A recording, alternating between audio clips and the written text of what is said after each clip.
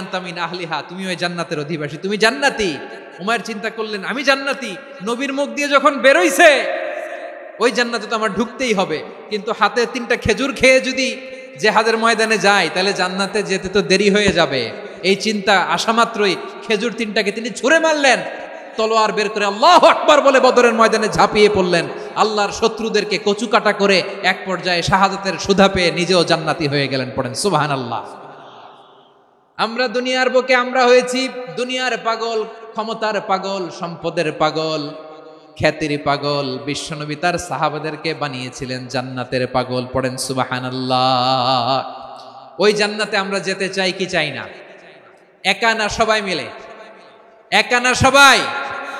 জান্নাতে একা আমি যাব না তো ভাই, তোমাকেও জান্নাতে দলে নিতে চাই। সবাই বলেন, জান্নাতে একা আমি যাব না তো ভাই, তোমাকেও জান্নাতে দলে নিতে চাই। পড়েন আমিন।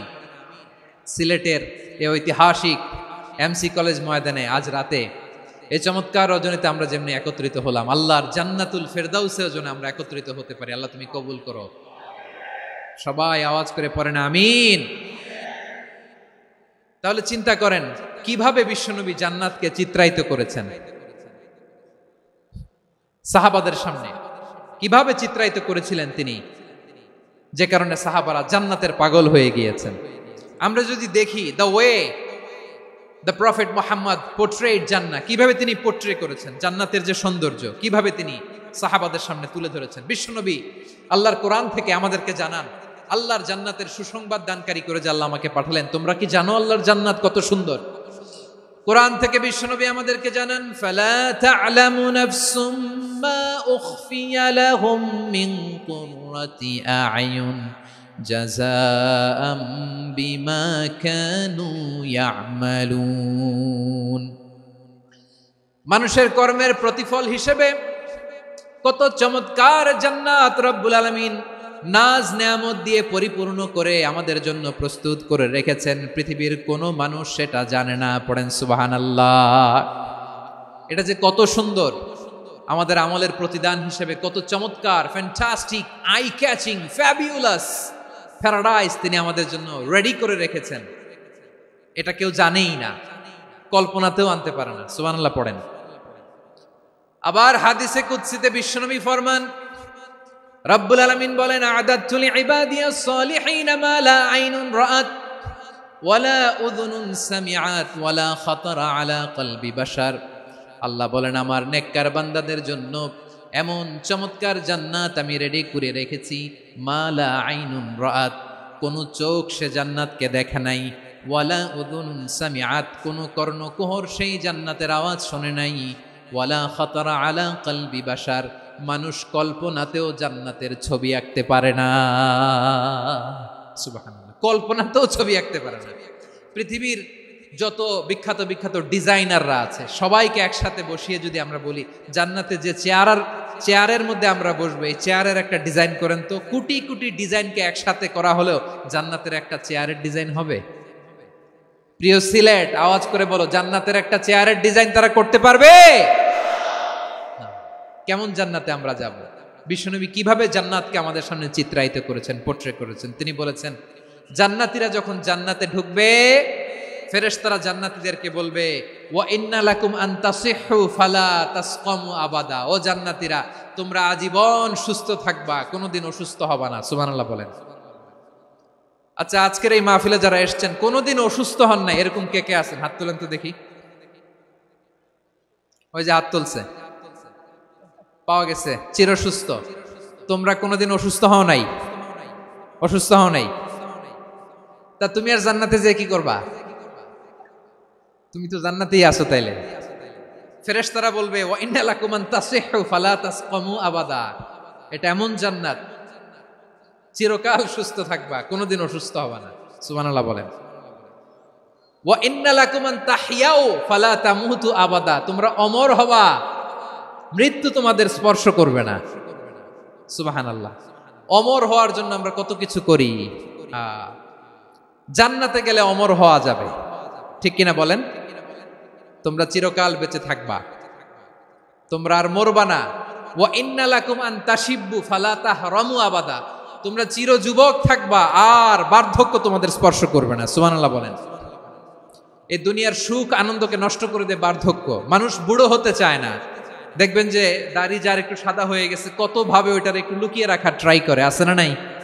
হ্যাঁ, এটারে কলব দেয়, এটার কেউ মেহেদি দেয়, এটারে কেউ কেটে কুটে। এই যে আমারও তো পাকতেছে এদিক দিয়ে, এ তো আজ থেকে 5 বছর আগেও তো কুচকুচে দাড়ি ছিল, চুল ছিল, রং ধরা যৌবন জং ধরে শেষ। এই তো জীবন, this is the circle of life, এটাই লাইফ। এই যে পাকতেছে এইখানে, এইখানে পাকতেছে, দিস ইজ লাইফ। তো মানুষ বুড়ো হতে চায় না। এখন দেখবেন যে অনেক শ্যাম্পু বেরোইছে, শ্যাম্পু অ্যান্টি এজিং শ্যাম্পু। কি এজিং? Anti ageing. ক্রিম বের হয়েছে, ক্রিম, অ্যান্টি এজিং ক্রিম। এটা বলে অ্যাট্রাকশন লাগায় আর কি, যে এটা মাখলে মানুষ আর বুড়ো হয় না, এই শ্যাম্পু দিলে মানুষ আর বুড়ো হয় না। ভারতের একজন ধনকুবের আছে, নাম শুনেছেন না? মুকেশ আম্বানি। ওনার স্ত্রী নীতা আম্বানি, আমি একটা নিউজে দেখলাম যে তিনি গোল্ড ওয়াটার খেয়েছেন। 1 বোতল গোল্ড ওয়াটারের দাম মোস্ট লাইকলি $60,000 $60,000 1 বোতল গোল্ড ওয়াটার। কেন? এটা খেলে বার্ধক্যের ছাপ নাকি চেহারায় লাগে না। কিন্তু মানুষ যতই বয়স ধরে রাখতে চাক, এই দুনিয়ার জামিনে সে কি তার বয়স লুকাতে পারে? আমার কলিজা টুকরা সিলেট, আওয়াজ করে বলেন, এই দুনিয়ার জীবনে বয়সকে ধরে রাখা যাবে? আপনি অমর হবেন জান্নাতে, চির সুস্থ হবেন জান্নাতে। আপনি যদি চির যৌবন থাকতে চান, চির যুবক, এটা পাবেন জান্নাতে। সুবহানাল্লাহ বলেন। ওই জান্নাতে আপনি যেতে চান তো? চান? এভাবে বিশ্বনবী উম্মতের সামনে জান্নাতকে চিত্রায়িত করেছেন, পোর্ট্রে করেছেন। এজন্য বিশ্বনবীর বৈশিষ্ট্য দিয়েছেন আল্লাহ তাআলা মুবাশশিরাম বিল জান্নাহ। নবী হে, আপনি জান্নাতের সুসংবাদদাতা। আওয়াজ করে পড়তে হবে আল্লাহু আকবার। এজন্য আল্লাহ বলেন, ইয়া আইয়ুহান নাবিয়্যু ইন্না আরসালনাকা শাহিদা, ও নবী, আপনারে আমি সাক্ষ্যদাতা করে পাঠালাম, সাক্ষ্যদাতা করে পাঠালাম। মুবাশশিরা, শাহিদান ওয়া মুবাশশিরা, আপনারে আমি জান্নাতের সুসংবাদদাতা করে পাঠালাম। 3 নম্বরে হলো নাযীরা, আপনাকে আমি জাহান্নামের সতর্ককারী রূপে প্রেরণ করলাম। পড়েন সুবহানাল্লাহ। আমার প্রিয় বন্ধুরা, বলেন তো আল্লাহ বিশ্বনবীর কয়টা বৈশিষ্ট্যের কথা এখানে উল্লেখ করেছেন? এই যে মাশাআল্লাহ, আওয়াজ করে বলতে হবে, কয়টা? 5টা। 1 নম্বরে শাহিদান, সাক্ষ্যদাতা। 2 নম্বরে মুবাশশিরা, সুসংবাদদাতা। 3 নম্বরে আমরা আছি নাযীরা, তিনি হলেন সতর্ককারী। সতর্ককারী, দ্য ওয়ার্নার, ওয়ার্নিং দিতে তিনি এসেছেন।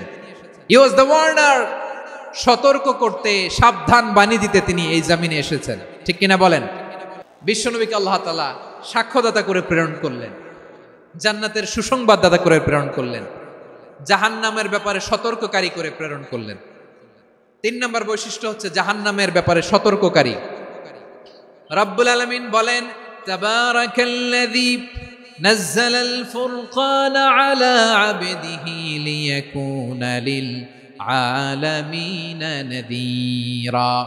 বরকতময় সেই সত্তা যিনি ফুরকানকে, মানে এই কোরআনকে তার বান্দার উপর নাজিল করেছেন, যাতে করে বিশ্ব নবী গোটা মানব মণ্ডলীর জন্য সতর্ককারী হতে পারেন। সুবহানাল্লাহ। বিশ্বনবী সবাইকে সতর্ক করতে এসেছে, আমার প্রিয় সিলেটের ভাইয়েরা, নাকি শুধু আমাদেরকে? মুসলিম অমুসলিম, আস্তিক নাস্তিক, মুমিন কাফের, সবার জন্য তিনি সতর্ককারী। সুবহানাল্লাহ পড়েন। সূরা আলাক নাজিল হলো, তারপর সূরা মুদ্দাসসির নাজিল হলো। আল্লাহ বললেন, ইয়া আইয়ুহাল মুদ্দাসসির কুম ফাআনযির, কুম ফাআনযির, stand up and warn your people. বিশ্বনবী ওহির ভার সহ্য করতে না পেরে কাঁপুনি এসে গেল, শীত লাগছিল, তিনি চাদর গায়ে দিলেন। আল্লাহ বললেন, ইয়া আইয়ুহাল মুদ্দাসসির, হে চাদরওয়ালা, কুম ফাআনযির, স্ট্যান্ড আপ, ফাআনযির, ওয়ার্ন করো, সতর্ক করো। সুবহানাল্লাহ। ওই যে বিশ্বনবী স্ট্যান্ড আপ, দাঁড়ালেন আর সতর্ক শুরু করলেন, এন্তেকালের আগ পর্যন্ত আর বসতে পারেন নাই। ওই যে দাঁড়ালেন, দাঁড়িয়েই রইলেন। উম্মাহকে সতর্ক করেই গেলেন, করতেই থাকলেন। আওয়াজ করে পড়েন আল্লাহু আকবার। ওয়া আনযির আশীরাতাকাল আকরাবিন যখন নাজিল হলো,